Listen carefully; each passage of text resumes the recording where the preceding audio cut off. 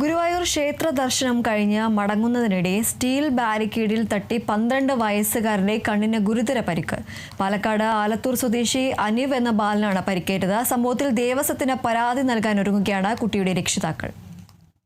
കഴിഞ്ഞ ഞായറാഴ്ച വൈകിട്ട് 5 മണിയോടെ ഭഗവതി ക്ഷേത്രത്തിന് സമീപം പുറത്തേക്കുള്ള വഴിയിലായിരുന്നു അപകടം.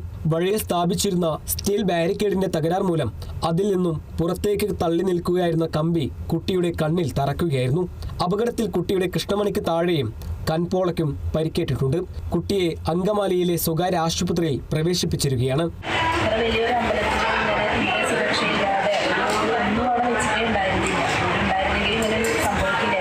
കണ്ണിന്റെ ശസ്ത്രക്രിയയ്ക്കും അനുബന്ധ ചികിത്സയ്ക്കുമായി ഏകദേശം 60,000 രൂപയോളം ചെലവ് വരുമെന്നാണ് പ്രാഥമിക വിവരം.